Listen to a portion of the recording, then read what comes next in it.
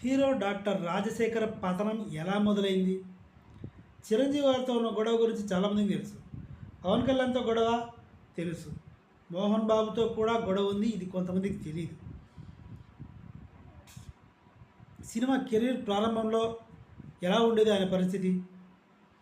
చిరంజీవితో గొడవలు, సినిమా ఇండస్ట్రీలో చాలామంది పెద్దలతో పంచాయతీలు, వీటి వల్ల కారు డ్రింక్ చేసి డ్రైవ్ చేయడం వల్ల కార్ పాడైపోవడం, డిస్ట్రాయ్ అయిపోవడం, తర్వాత ప్రజెంట్ సినిమాలు లేకుండా ఏ ప్రొడ్యూసర్లు రాజశేఖర్ గారితో సినిమాలు చేయకుండా డైరెక్టర్లందరూ దూరం పెట్టేసి మానసికంగా కృంగిపోయే స్టేజ్కి రాజశేఖర్ ఎలా దిగజారిపోయాడు అన్నది ఈ వీడియో. నా ఛానల్ని కొత్తగా చూస్తున్న వాళ్ళు ఒకసారి ఓపెన్ చేసి వీడియోస్ అన్నీ చెక్ చేయండి. మంచి మంచి వీడియోలు ఉన్నాయి. నచ్చితే ఛానల్ సబ్స్క్రైబ్ చేయండి. బలవంతం ఏమీ లేదు. అమ్మ అంటే ఇష్టమన్న వాళ్ళు సబ్స్క్రైబ్ చేయండి, నాన్న అంటే ఇష్టమన్న వాళ్ళు లైక్ చేయండి. అది వెధవవాగుడు, నేను మాట్లాడను. మంచి మంచి వీడియోలు ఉన్నాయి, నచ్చితే సబ్స్క్రైబ్ చేయండి, లేకుంటే వద్దు. విషయంలోకి వెళ్ళిపోదాం. రాజశేఖర్ గారి ఫ్యామిలీలో అందరూ పోలీస్ డిపార్ట్మెంట్లో పనిచేసే వాళ్ళే. రాజశేఖర్ గారి తండ్రి తమిళనాడులో చెన్నై సిటీ కమిషనర్. ఇప్పుడు ఆయన రిటైర్ అయిపోయారు. ఇప్పుడు ఈ వీడియో చేస్తున్న టైంకి వాళ్ళ నాన్న చనిపోయారు కూడా. వరదరాజన్ పేరు. వాళ్ళ ఫ్యామిలీలో రాజశేఖర్ గారి తమ్ముడు రాజశేఖర్ తప్ప మిగతా వాళ్ళందరూ పోలీస్ ఆఫీసర్లే. రాజశేఖర్ వాళ్ళ నాన్న చెన్నై సిటీ కమిషనర్, వాళ్ళ బావ కోయంబత్తూరు డిఎస్పీ, రాజశేఖర్ ఏమో డాక్టరు. రాజశేఖర్ తమ్ముడు వజ్రాల వ్యాపారి, బంజారా హిల్స్, హైదరాబాద్. కట్ చేస్తే 20 రూపాయల డాక్టర్గా రాజశేఖర్కి పేరుంది. రాజశేఖర్ గారు జీవిత రాజశేఖర్ని పెళ్లి చేసుకున్నారు. ఒక సినిమా షూటింగ్లో పరిచయం అయింది. రాజశేఖర్కి హెల్త్ బాగాలేనప్పుడు జీవిత దగ్గరుండి చూసుకోవడం వల్ల వాళ్ళిద్దరికి ప్రేమ చిగురించి బాగా కత్తుకుపోయింది. ప్రేమించుకున్నారు. పెద్దల అంగీకారంతోనే పెళ్లి చేసుకున్నారు.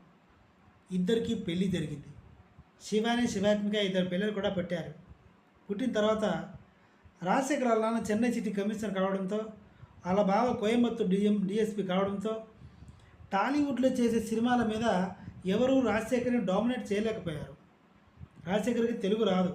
ఒకవేళ మాట్లాడినా కూడా ఆయన జీవిత లేకుండా ఎక్కడ మాట్లాడు.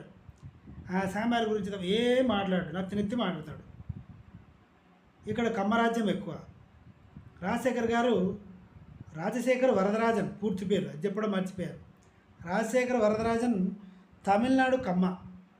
ఈ కమ్మ ఆ కమ్మ కొంచెం ఇదే కాబట్టి, వీళ్ళ నాన్న వీళ్ళ బాగా పోలీసు వాళ్ళు కాబట్టి, ఆఫీసర్స్ కాబట్టి రాజశేఖర్ తొక్కేయకుండా దాసనారాయణరావు గారు, రాఘవేంద్రరావు గారు, అల్లరి ప్రియుడు, అట్లా కొంచెం మంచి మంచి సినిమాలు రాజశేఖర్ గారితో చేశారు.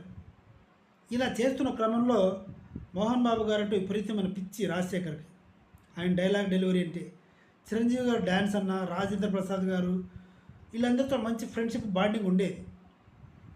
తర్వాత చిరంజీవి గారి ఇంట్లో ఏదో ఫంక్షన్ జరుగుతుంది. ఆ ఫంక్షన్కి రాజశేఖర్ వెళ్ళాడు. పిలిస్తేనే వెళ్ళాడు. అప్పుడు పవన్ కళ్యాణ్ ఇలా ఇలా ఇలా ఏదో ఊగుతూ నడుస్తున్నాడంట. రాజశేఖర్ని జీవితాన్ని పవన్ కళ్యాణ్ పలకరీలేదంట అని రాజశేఖరే అనుకున్నాడు. అది మనసులో పెట్టుకున్నాడు రాజశేఖర్. ఠాగూర్ అనే సినిమా తమిళ్లో తీస్తే సూపర్ డూపర్ డిలక్స్ హిట్ అయింది.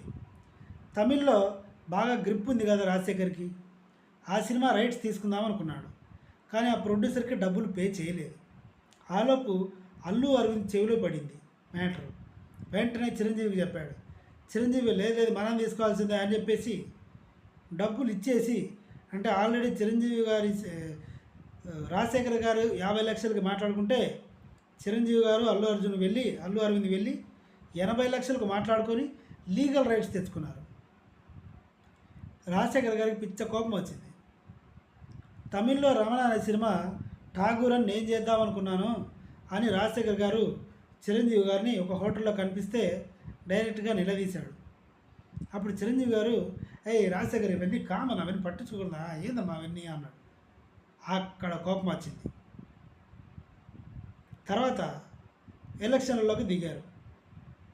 ఎలక్షన్లో ఒక జర్నలిస్టు చిరంజీవి గారు మీ ఫ్రెండే కదా, ఆయనకి మీరు సపోర్ట్ చేస్తారా అని రాజశేఖర్ని అడిగాడు. రాజశేఖర్ గారు వచ్చి రాని తెలుగులో ఒకవేళ మంచి చేస్తే ఎవరికైనా ఓటేస్తాను, ఎవరికైనా సపోర్ట్ చేస్తాను అని చెప్పాలి. అలా చెప్పకుండా అలా ఎలా చేస్తామండి, మనము ఎవరైతే మంచి చేస్తారో వాళ్ళకే ఇస్తాం, చిరంజీవికి ఎందుకు వేస్తామో అని చెప్పాడు. అది మండింది ఫ్యాన్స్కి. దాడి చేశారు, వెంబడించారు, కారద్దాలు పగలగొట్టారు, ఇదేంటి ఆఫీస్లో ఫైల్స్ తగలబెట్టారు, నానా రచ్చ చేశారు.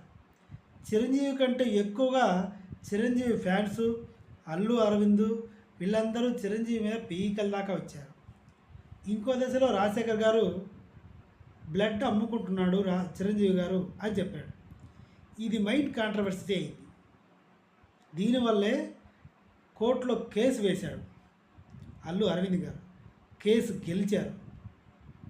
కేసు గెలిచి జైలు పాలయ్యాడు రాజశేఖర్ గారు జీవిత. ఇలా సినిమా పరంగా కూడా చాలామంది డైరెక్టర్లకి, చాలామంది ప్రొడ్యూసర్లకి చిరంజీవి గారు, అల్లు అరవింద్ గారు వార్నింగులు ఇచ్చారు, రాజశేఖర్తో సినిమాలు చేయొద్దు అని. మీరు చూసుకుంటే అల్లరి ప్రియుడు అనే సినిమా ఎలా ఉంది, భారతసింహారెడ్డి, మనసున్న మహారాజు, మా అన్నయ్య ఇలాంటి సూపర్ డూపర్ డీలక్స్ హిట్లు ఇచ్చే రాజశేఖర్ గారు ఇప్పుడు లేరు. క్యారెక్టర్ ఆర్టిస్ట్గా వచ్చినా చాలు అనుకునే పరిస్థితికి చిరంజీవి గారు తీసుకొచ్చారు. దట్స్ ఆల్, అంతే. ఇక్కడ చిన్న మైనస్ పాయింట్ ఏంటంటే రాజశేఖర్ గారికి తెలుగు మాట్లాడడం అస్సలు రాదు, తెలుగు చదవడం అస్సలు రాదు. షూటింగ్లో కూడా ఇంగ్లీష్లో రాస్తే ఆయనకే అర్థమవుతుంది, తెలుగు చెప్తాడు. డబ్బింగ్ చెప్పేది శ్రీనివాస్ అనేవాడు ఒకడు, లేదంటే సాయి కుమార్. పొరపాటున మాట్లాడిన మాటలకి, ఆవేశంలో మాట్లాడిన మాటలకి చిరంజీవి గారి ఫ్యామిలీ పగ తీర్చుకుంది. That's all. Thank you so much.